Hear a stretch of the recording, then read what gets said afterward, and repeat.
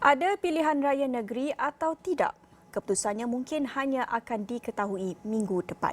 Namun, bahang politik di Melaka semakin hari semakin panas. Apa ceritanya hari ini di Melaka? Kita terus saja bersama dengan Wakil Astro Awani Melaka, Syuhada Kadir. Teruskan Syuhada dengan laporan hari ini.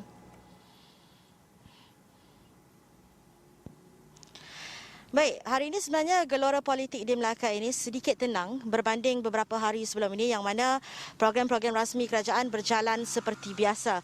Yang mana kita tahu hari ini Perdana Menteri Datuk Seri Ismail Yaakob melancarkan Hari Sukan Negara 2021 dan pelancaran sama turut dilaksanakan di peringkat negeri Melaka ini oleh Exco Belia dan Sukan Negeri Datuk Muhammad Rafiq Naizam Muhyiddin. Dan juga Ketua Menteri Datuk Seri Sulaiman Maali turut mengadakan satu lawatan rasmi ke Dun Pantai Kundo yang mana beliau menyerahkan kunci rumah baru kepada 6 beradik yatim piatu yang dilaksanakan di bawah program CSR Lembaga Perumahan Melaka. Dan baik, di sebalik cerita Kerajaan Negeri Melaka masih berjalan seperti biasa di bawah pentadbiran caretaker government ketika ini, sama ada pilihan raya negeri PRN Negeri Melaka ini akan diadakan ataupun tidak, cepat atau lambat masih menjadi persoalan, masih lagi menjadi teka-teki sehingga kini. Dan Datuk Muhammad Rafiq yang juga pengerusi Perikatan Nasional Melaka ketika saya temui tadi memaklumkan bahawa beliau akur dengan apa jua keputusan di peringkat pusat sama ada PRN ini akan diadakan ataupun tidak, yang mana katanya PN Melaka pihaknya sentiasa bersiap sedia dalam apa jua bentuk termasuk persiapan jentera dengan yang membabitkan ketiga-tiga parti komponen di bawah Perikatan Nasional iaitu Bersatu Sendiri, PAS dan juga Gerakan. Jadi kita dengarkan apa kata Muhammad Rafiq. Sudah tentu segala keputusan yang dibuat oleh kerajaan akan mengambil kira faktor kesihatan ataupun faktor pandemik COVID-19 ini. Jadi saya yakin bahawa segala pertimbangan itu akan mengambil kira laporan daripada Majlis Keselamatan Negara, Kementerian Kesihatan Malaysia dan sebagainya.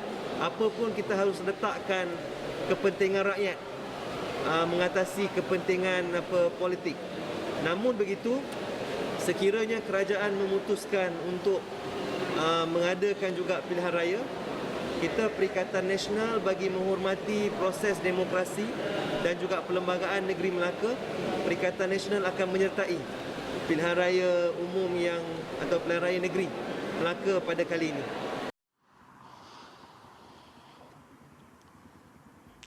Baik, itu apa yang dikatakan oleh Datuk Muhammad Rafiq Naizam Muhyiddin yang juga bekas Ahli Dewan Undangan Negeri Dun Payung Rumput. Dan mungkin saya boleh recap sedikit. Dewan Undangan Negeri Dun Melaka ini terpaksa dibubarkan selepas 4 wakil rakyat mendakwa mereka hilang sokongan kepada kepimpinan Datuk Seri Sulaiman Maali. Dan daripada 4 wakil rakyat itu, 3 daripada mereka merupakan ahli exco Kerajaan Negeri Melaka. Dan kita tahu sebelum ini ada antara mereka yang mendakwa enggan memulangkan aset kerajaan.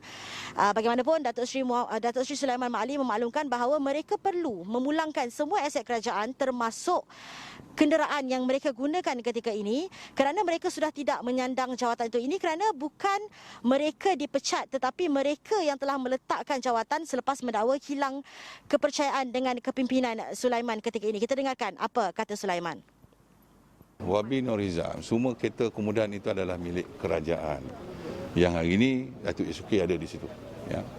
Apabila 3 SK ini telah meletakkan jawatan, maknanya jawatan sebagai SK, surat saya terima. Dan surat yang sama juga dihantar kepada Tuan Tuan Metun. Memaklumkan mereka telah pun meletak jawatan serta-merta. Jadi kalau dah letak jawatan serta-merta, tak ada lah dia lagi sebagai SK. Jadi segala kemudahan itu sudah pastilah hak-hak kerajaan mesti dipulangkan balik. Dan serah kepada Datuk SK bagaimana mengikut pada peraturan dan prosedur kerajaan itu. Baik, mungkin saya boleh sentuhkan sikit sentimen rakyat negeri Melaka ini. Beberapa hari ini saya temui beberapa rakyat di seluruh negeri Melaka ini. Saya mendapat pelbagai reaksi. Ada antara mereka yang bersetuju sekiranya pilihan raya negeri ini dilaksanakan.